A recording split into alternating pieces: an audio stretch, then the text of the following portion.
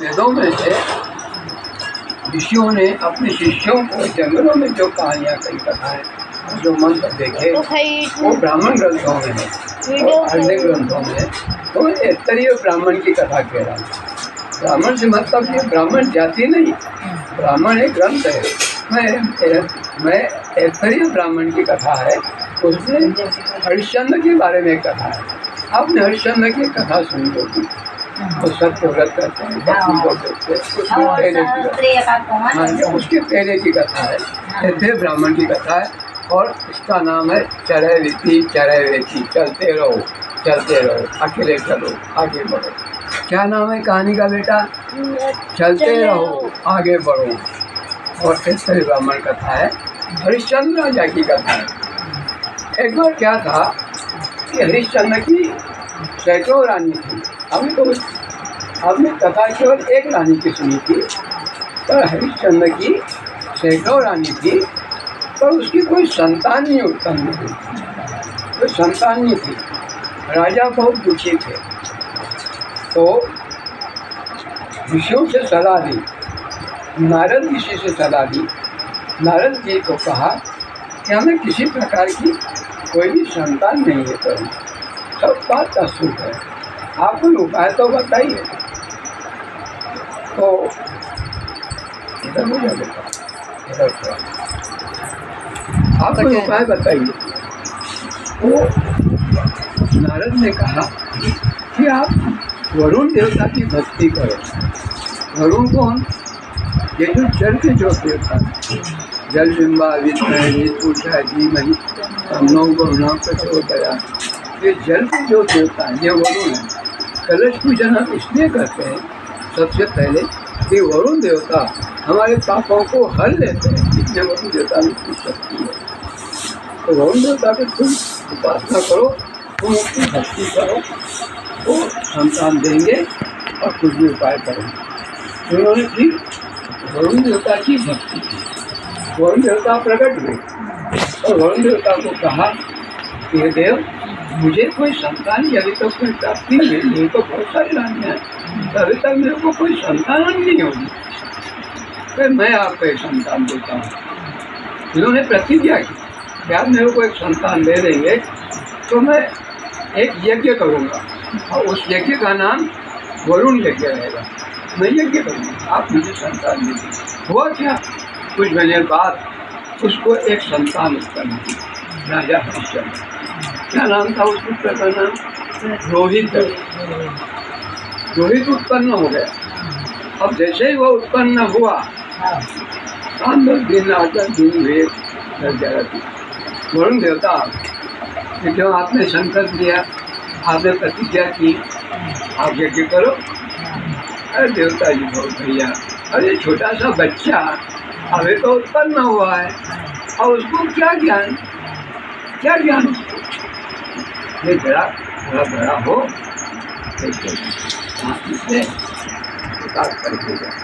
तो सत्यान की कथा में बोलेंगे। अब वो बच्चा थोड़ा सा बड़ा हुआ और फिर उसके हाथ निकला।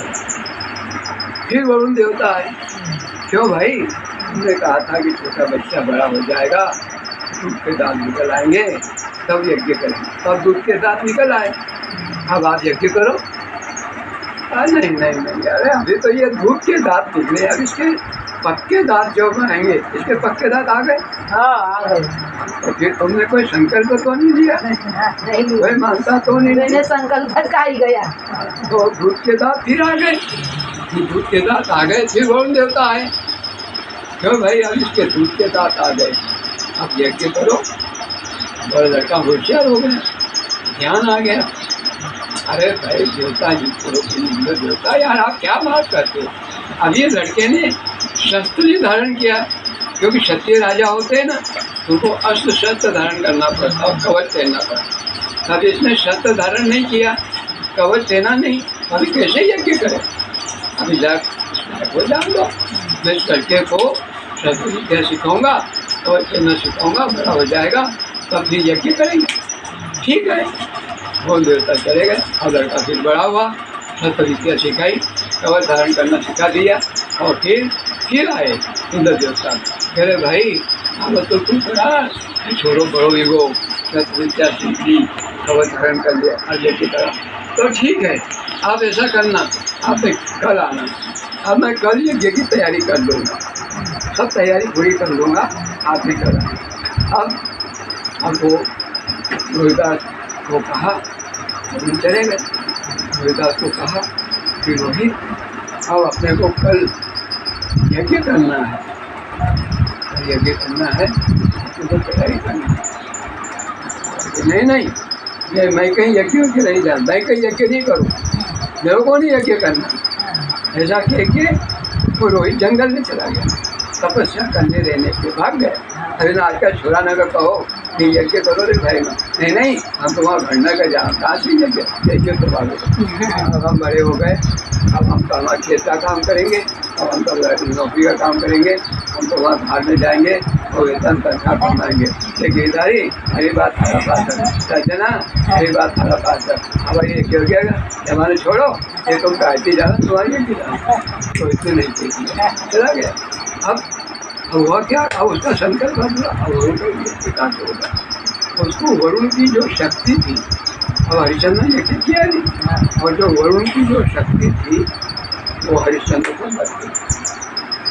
भगवानी पवन लगी गई, हवा लगी गई, तुम्हारी भाषा में कही तो अरे तो कहीं हवा लगी गई, चौथे का चक्कर है लोग अनशन बोली रही क्या, हवा लगी गई। कहते हैं ना कि जब कहीं शंका हुई कि हवा लगी, ये छोरो मारो बोल तो नहीं आई, ये बौड़ी हमारी सुनती नहीं आई, जरूर है कोई ना कहीं डॉक्टर न कहते। और इसको क्या हो गया, हरिश्चंद्र को भगंदर रोग हो गया, पेट फुली को, पानी को, पचपनी को। अब रोहित को पता लगा, अरे मेरे पिताजी को रोग हो गया, तो वहाँ से 3-4 जंगल में चला गया था, वहाँ से वो वापस आए, तो रास्ते में इंद्र देवता मिल गए। ये मैं कौन सी ग्रंथ की कहानी कह रहा हूँ, मैं आप लोगों को सबको मैं कह रहा हूँ बार बार, आगन सरी का यूट्यूब चैनल के लोगों को जुड़ रहा हूँ और कह रहा हूँ कि देखो मैं जो कथाएँ कह रहा हूँ इससे तुम्हारे बच्चे राम लक्ष्मण भरत और विनती बनेंगे। तो फिर क्या हुआ, इंद्र देवता आए और इंद्र देवता ने रोहित को रोक लिया और उसको 1 वर्ष तक उपदेश दिया। क्या उपदेश दिया, अब इसको मैं राजा बेटा, उसको उपदेश दिया इंद्र ने। क्या उपदेश दिया, मैं इसको पढ़ के सुनाता हूँ।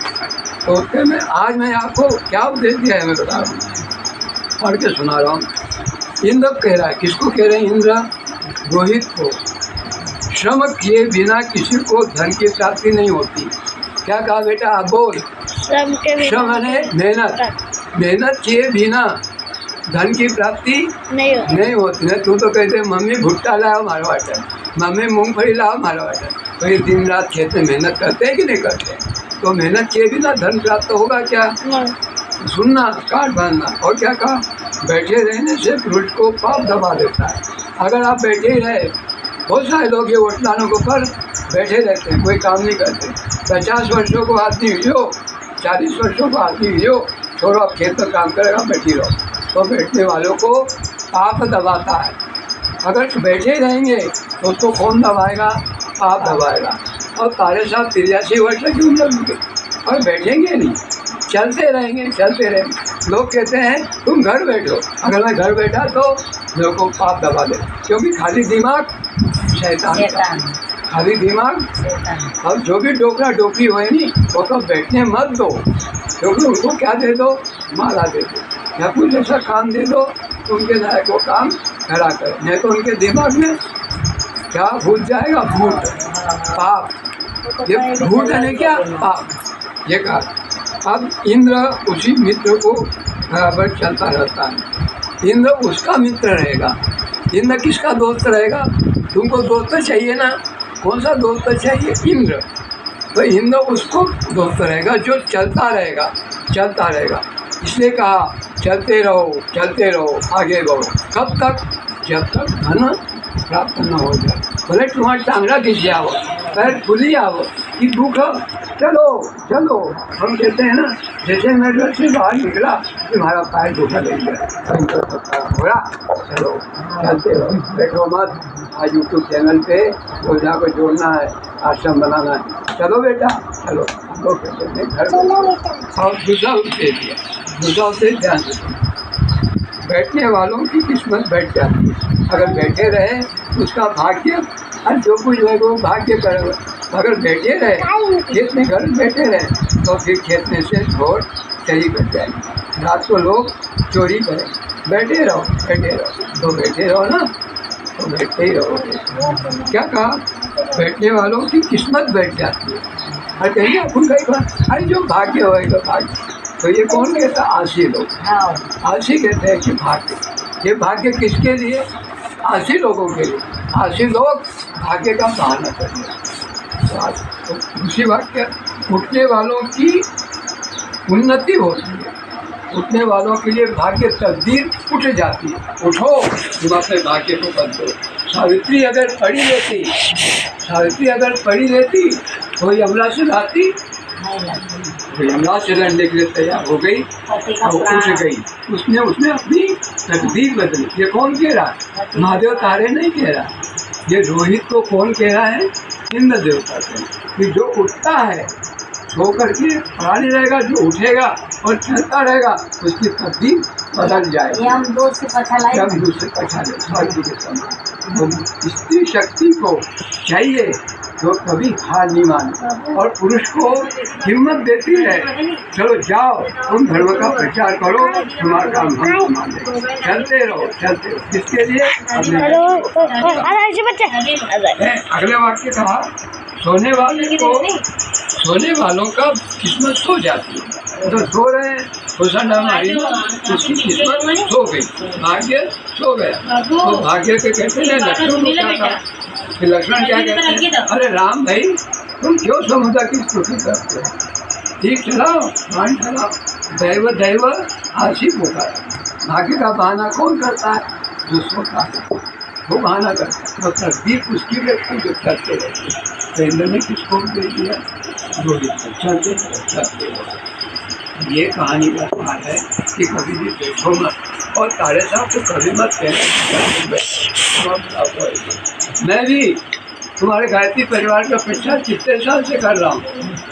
1973 से पूरे नीमार और मालवा में चलता रहा। पैदल चला आते ही है, कितने सालों से कभी हो गया पैदल। ये कहानी किसके लिए? बुढ़ापा कभी थकता नहीं है, बुढ़ापा कभी मरता नहीं है। देखो लोग कहते हैं तुम्हारा बुढ़ापा हो गया। अरे बुढ़ापा शरीर का है यार, मेरा थोड़ा है। जो मेरे भीतर जो आत्मा है वो चलती रहेगी। मैं एक बार घर से बाहर निकला तो पैरों में दर्द हो गया। बैठ काम के लिए निकले, लक्ष्य के लिए निकले। जो लक्ष्य प्राप्त करना है, वो जाने आश्रम बनाना है, हम बनाते रहेंगे। हम अकेले चलते रहेंगे। इसलिए मनुष्यों, तुम थको मत, भाग्य का बहाना मत बनाओ, और आत्म कल्याण और लोक कल्याण के लिए चलते रहो। अब प्रेमलाल को उठने से बैठने नहीं देंगे, भगवान को उठने से बैठने नहीं देंगे, गोपाल को उठने को ऊपर नहीं देंगे। किसी भी डोकरा ना कर, किसी भी डोकी ना कर, धक्का लगाओ नहीं करो। काम करो। ओम शांति। नींद नहीं दे भाग